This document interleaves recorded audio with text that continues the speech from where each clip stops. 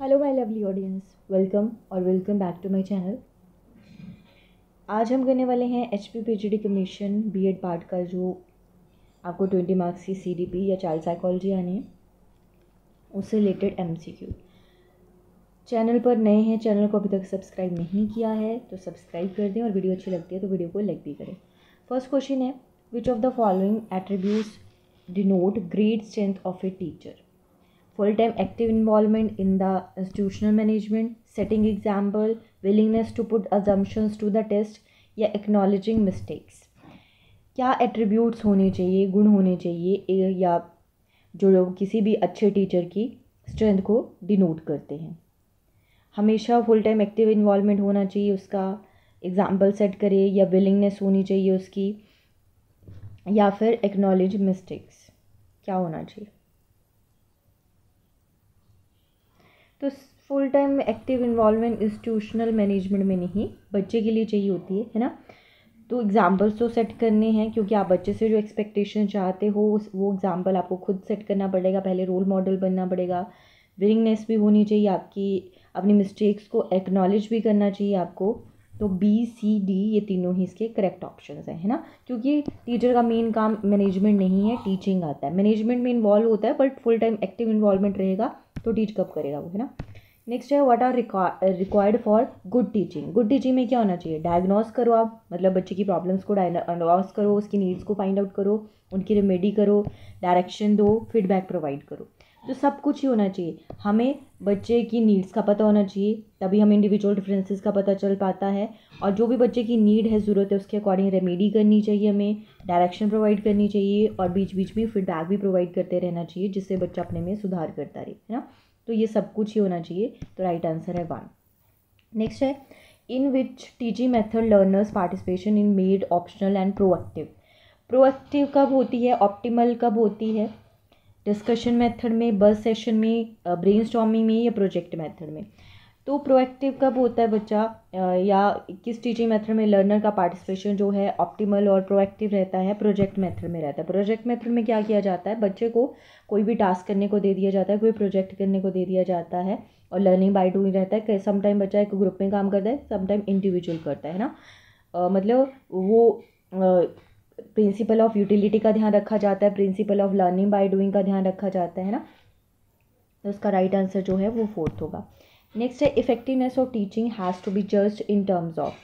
किस तरह हम की टीचिंग जो है इफेक्टिव हुई, इसे किस बेसिस पे जज कर सकते हैं कि कोर्स कवर कर लिया, बच्चे का इंटरेस्ट था, लर्निंग आउटकम जो स्टूडेंट्स की रही, या use of teaching ads?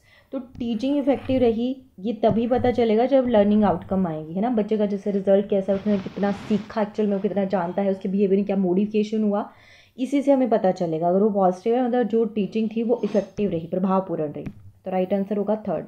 Next है, which of the following set of statements best represent the nature and objective of teaching and learning?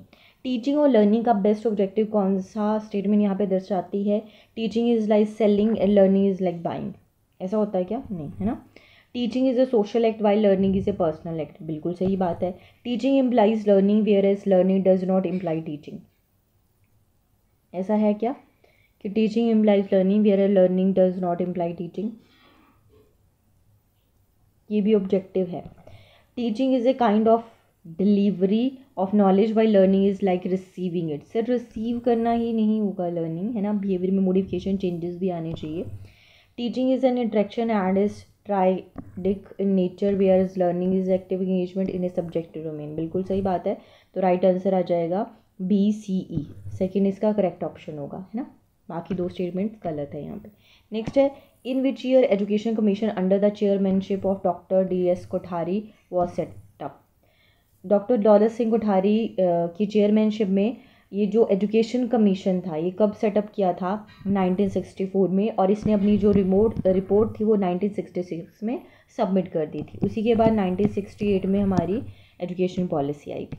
Next है, education is the manifestation of perfection already in man. ये किसने दिया है, किसकी statement है? याद रखना है, स्वामी विवेकानंद की स्टेटमेंट है। नेक्स्ट है, the purpose of value education is best served bye focusing on. ये जो पर्पज़ है वैल्यू एजुकेशन का, ये किस चीज़ से बेस्ट सर्व होता है? Cultural practices prevailing in the society, norms of conduct laid down by the social groups concerned for human values या religious and moral practices and instructions. तो जो पर्पज़ है वैल्यू एजुकेशन का बेस्ट सर्व होता है कंसर्न ऑफ ह्यूमन वैल्यू से, है ना, हमारे जो मूल्य हैं. नेक्स्ट है असर्शन दे रखा है the purpose of higher education is to promote critical and creative thinking abilities among students. बिल्कुल सही बात है, हायर एजुकेशन का यही पर्पज़ है, प्रमोट करना है critical and creative thinking ability को स्टूडेंट्स में. देखते हैं रीज़न सही है कि इसका these abilities ensure good placements. तो ये रीज़न भी करेक्ट है और ऐसा क्यों करना चाहिए, क्योंकि गुड प्लेसमेंट मिल पाती है, मतलब आर करेक्ट एक्सप्लेनेशन भी है असर्शन की.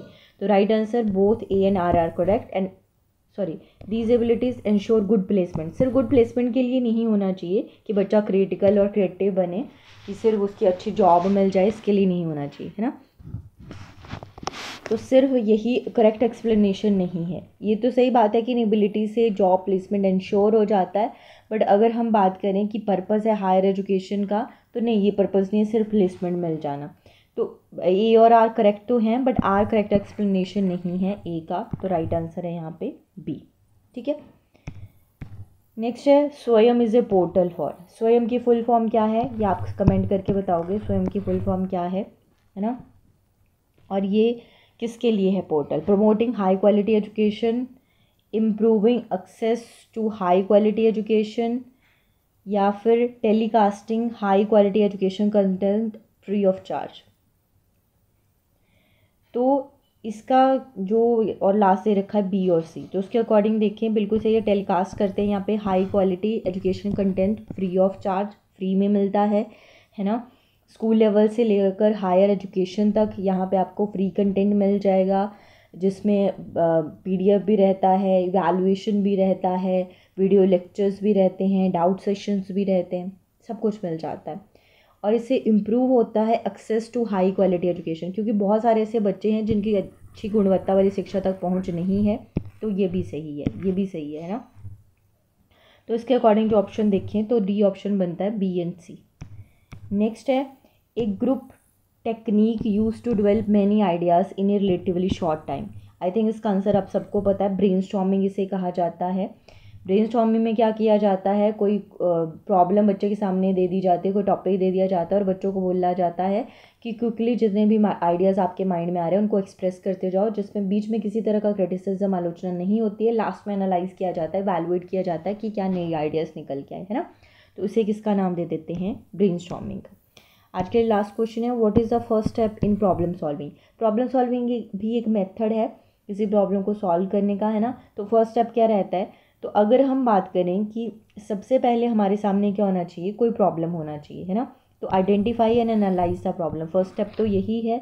उसके बाद बात आती है कि एक हाइपोथेसिस बनाओ, फिर उस पर एक्सपेरिमेंट करो या उससे रिलेटेड डाटा कलेक्ट करो, उसे एनालाइज करो, एक्सपेरिमेंट करो, लास्ट में प्रॉब्लम कोई कंक्लूजन निकालो, नहीं निकलता है तो नेक्स्ट हाइपोथेसिस, है ना, वो बाद में आती है. सबसे पहले तो आइडेंटिफाई एंड एनालाइज करना होता है प्रॉब्लम को, क्योंकि आपके सामने अगर प्रॉब्लम ही नहीं है तो सॉल्व किस चीज़ को करेंगे, है ना. तो ऐसे और क्वेश्चंस के लिए चैनल को सब्सक्राइब कर दें और वीडियो अच्छी लगती है वीडियो को लाइक और शेयर ज़रूर करें, है ना. और भी ऐसी वीडियोस लेके आएंगे जिनके भी अभी एग्ज़ाम्स हैं उनके लिए. All the very best. आज के लिए बस इतना ही. Thank you for watching.